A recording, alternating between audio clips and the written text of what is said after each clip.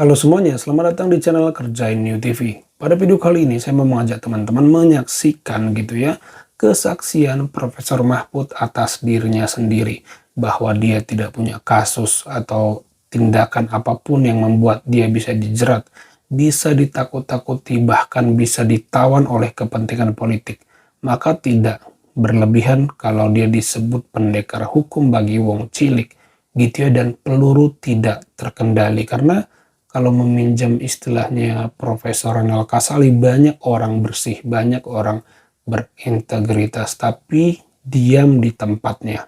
Kalau Profesor Mahfud ini adalah orang bersih gitu ya, yang berani turun ke medan perang untuk melawan korupsi. Nah, di situ bedanya. Di situ kenapa Profesor Mahfud dijuluki pendekar hukum, karena dia tidak menikmati dirinya sendiri yang bersih, yang tidak punya kasus, tapi dia mau turun untuk terus mendorong pemberantasan korupsi demi Republik Indonesia. Nah, bagaimana kesaksian beliau?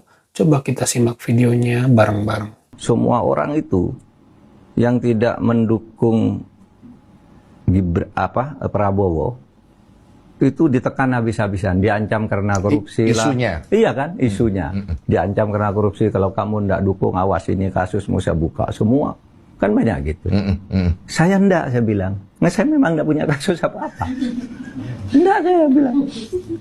Sama kayak quotes-nya ya. Nah, orang itu. tak jujur, hidupnya berasa disandra. Disandra. Mau berbuat apa ndak bisa. Gitu. Saya ndak tuh. Ndak ada yang nekan-nekan politik kepada saya. Waktu saya tahun 2019 yang gagal jadi cawapres itu juga begitu. Saya ndak ini, tapi saya diminta oleh Pak Pratikno, tentu melalui Pak Jokowi, melalui Pak Pratikno, Pak Teten, Pak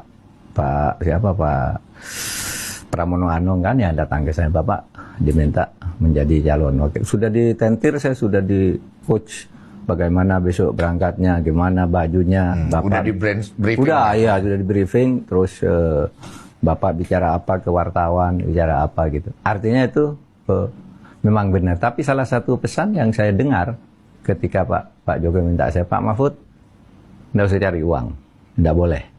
Waktu itu, itu sudah ada tim sendiri, gitu. Ya tapi waktu itu nggak jadi.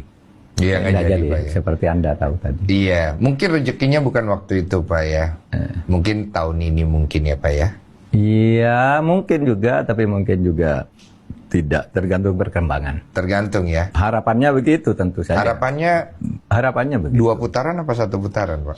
Wah, kalau bisa 1 putaran selesai lah. Kalau bisa, Pak ya. Ya, kita tentu bisa membaca di media ataupun dari pengamat kita dengar gitu ya. Ada istilah sandra menyandra, saya pun nggak tahu ini benar apa tidak gitu ya, tapi ketum parpol konon disandra. Ya itulah isu yang beredar seperti kata Profesor Mahfud. Sementara Profesor Mahfud bukan ketua parpol, tapi tidak satupun orang bisa menyandra dia. Seperti kesaksiannya, siapa yang mau nyandra saya? Kurang lebih kan begitu. Kasusnya apa? Dia tidak punya celah untuk diperkarakan, sehingga dibanding ketua parpol gitu ya yang dianggap pemimpin, saya pikir orang yang benar-benar merdeka kelak memimpin Indonesia itu ya Profesor Mahfud. Dia tidak terikat pada apapun, dia bukan orang partai juga, dia tidak punya kasus gitu ya, sehingga dia sangat leluasa, sangat